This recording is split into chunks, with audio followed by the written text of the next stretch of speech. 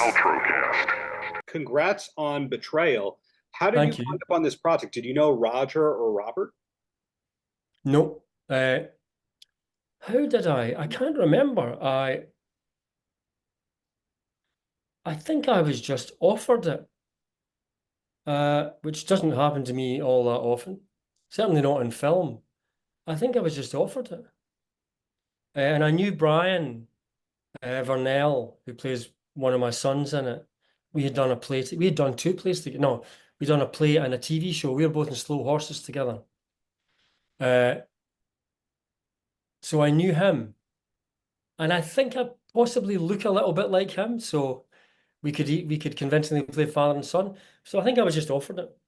When you get offered a family role like that, do you then try and do over the top prep where you hang out like a family? No, we did actually do a bit of rehearsal where we improvised together, trying to get that family dynamic of this domineering father and these, which actually bonds those brothers together. The fact that they're all scared and a bit in awe of their father. So yeah, we did, but we only did really a kind of afternoon before we started filming of, how situations might be at home in a kind of normal afternoon. Yeah, I suppose there wasn't any time for any more than that, but we clicked into something very quickly. They were great to work with. Callum and Brian and Daniel. They were really open and up for it. And even, I'm not a big guy, but there was never any question that, they were terrified of Dawn. There was never, I didn't have any of those barriers to get through, we played with each other very, very well right from the beginning. Was this film actually made in Scotland? The reason I asked is, okay, I'm getting the nod right there. You Yeah. find out that the film is set in Las Vegas, but it's really Austria these days because of tax credits. All right. So it was actually Scotland in the script and Scotland in real life too. Yeah, I think there may have been some tax stuff there because Roger is Irish. And the short film he made that this is based on was shot in Ireland with Irish actors. But I think there was a funding thing here. So it was partly funded in by Creative Scotland, I think. I can't remember. Anyway, yeah, it was all shot in Scotland, mostly in Ayrshire. Have you filmed a lot in Scotland? Because when I look at the IMDb, it looks like it's mostly London. No, I've hardly done. I've done some TV in Scotland. I haven't filmed. I've done quite a lot of theatre in Scotland. I'm just trying to think. No, I haven't done a lot of filming there. And a lot of filming happens in Scotland now, but it's not stuff that I'm into really. When you did your voice for The Simpsons, did you do Yeah. that in Los Angeles? No, I did that here. Did that in London. That was another job from absolutely out of the blue.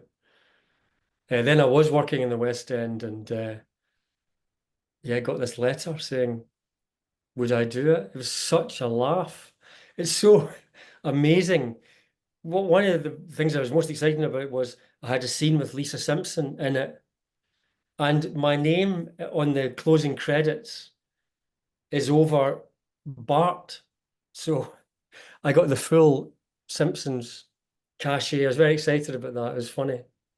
Yeah, that speaks a lot to your credits that we can't go, oh, okay, this is exactly Paul Higgins. This role is him. In other words, you're very versatile where we don't know if you're going to pop up in a drama, a thriller, a comedic thing, etc. When you started out, were you intending to be fully a theater actor? Well, I wouldn't say fully. No, not at all. I've always wanted to do theatre. I always like to do theatre. And but I know I've always wanted to do TV and film. But I definitely have always wanted to be an actor, as in I want to be able to do Right. anything. That's my, conceit anyway, is that I could do anything if I understand the script, if I understand what's required. So, I've always wanted to do I have done a lot of comedy, but uh, tend to be different than the theatre. I've done a lot of straighter stuff in the theatre, but yeah, no, I like to do anything and everything. Anything and everything. Okay. Yeah, I mean, there's also a writer credit or two in your IMDb. So that's right. I've written a couple of plays that have been produced. I've written a blog which has been gone all over the world. Uh, Thousands and thousands of people have read it. Writing is uh, something I want to do more of. yeah, so that bleeds further into the who is Paul Higgins? He a Yeah. leading man, a supporting man, a writer, a comedic actor, a voiceover person? Is there an easy way for you to describe yourself at this point? Oh, I think I'm just yeah, just an actor. I don't do much voice work actually. The Simpsons thing was a real bonus, but uh yeah, and it's different. Of course, I'm getting older now, so the parts are changing and all that. So it feels like there's any kind of bit of transition going on. My wife has just played a grandmother, you know. We're like kind of miss out the parent stage and go straight to the grandparent stage. Uh, yeah, it's all up in the air for me. I'd like to, you're asking, I'd like to know the answer to that too, you know? When you just mentioned the grandmother thing, in my other life, I'm an investigator, and I just did a background report on somebody within the last day or so where they were a 41-year-old grandmother, and I was trying to figure out the math on that one. Uh, these days, I mean, I think Kiefer Sutherland became a grandpa in his early 40s, Jim Carrey. It happens, but I don't think that a grandfather, grandmother, we can clearly define anymore either. No, and I'm not one yet myself. I would quite like to be because I love babies, but I'm not. I've got two daughters, but they're not forthcoming. Got it. Well, two more questions and then I let you go. Okay. Sure. Okay. First one, with all the versatility in your career, is there a particular role or genre you haven't yet done that you're still hoping might happen?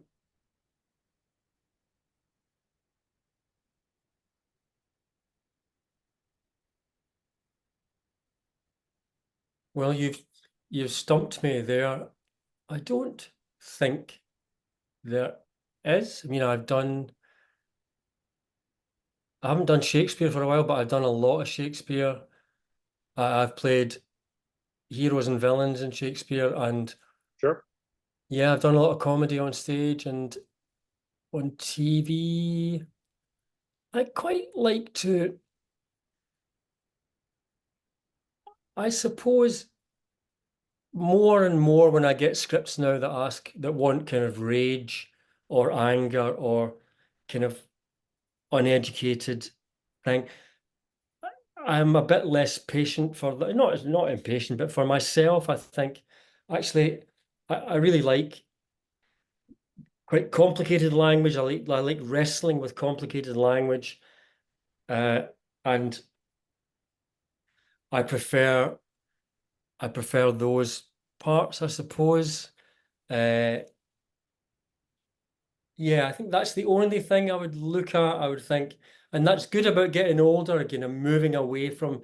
Because when I was younger, I'd quite often be cast as the kind of young, kind of bit of a hoodlum guy, aggressive, or even in the thick of it. I don't know if you saw that series, The Thick of It, but I was a famously angry, aggressive person in that. That was a very funny comedy, but still, it was this energy. It was very much kind of like uh, a kind of bullying, a bit like in Betrayal, actually. Sure. Uh, that kind of aggressive, bullying energy, which I probably am a bit less interested in as I get older. Well, the last question I have for you has nothing to do with Betrayal. We'll keep saying the name so the SEO and the clicks go up. Okay. Ignorant American question here. Now, three or four of my favorite bands of all time are from Scotland. Travis, Teenage Fan Club, etc. Not that you asked. But all the headlines today are about Oasis. I'm Yeah. trying to figure out, does that matter to you? Does it matter to everybody? Or are people just talking about it because they think everyone it matters to. Well, it was on. I listened to Radio 4, which is the kind of high-ish brow radio news channel here. Mhm. It was on there this morning. They were talking about it. I'd forgotten about it. I kind of, what amazes me is how long ago it was, because I think they're a kind of new band, you know. And here they haven't been together for 20 years or something like Oh, that. or the anniversary, the tour, I believe, coincides with the 30th anniversary of Definitely Maybe. So, Wow. Yeah, well, you know, like the Smiths are kind of, that's what I grew up with the Smiths. Uh, I think people what intrigues people is how are they going to get together, because it seems that those two brothers can't get on, you know. Like, is yes. it actually going to happen? It's like, I mean, like, it's going to happen in theory, but what happens when they've had a few drinks? Well, I think, Noel doesn't drink anymore? I don't know. I think Uh, he is proper clean, and that's why he looks awesome for his age. And right, Liam right, has to do the exact opposite of Noel. That's the strategy. right, right. Well, that is often the thing with siblings, I've got to tell you. Uh, so let's see if it happens or how long it happens for. Yeah, does But it make it to the States? I don't know, but at least UK gets its 15 shows.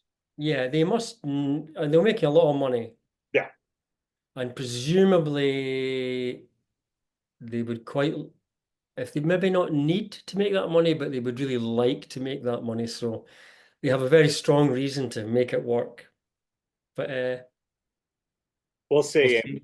Yeah. maybe there'll be a biopic and maybe you'll play Alan McGee in it. But anyway. Listen, I've been called. I've been called the fourth Gallagher brother, because they do have a brother called Paul. But I remember there was a listings magazine here called Time Out, and I was in a TV series, and they said I was the fourth. I took my glasses off because you can see I've got I sometimes pluck this little bit in the middle, but I have the Gallagher, uh, No, the you're unibrow. clean. Paul I have Higgins, got you are a strapping, classy gentleman. it. Well, that Thank you there is very no much. Gallagher in you, but thank you for the years of great art and looking forward to what's to come, even if there's no West End in your future. Well, we'll see about that too. Paltrocast.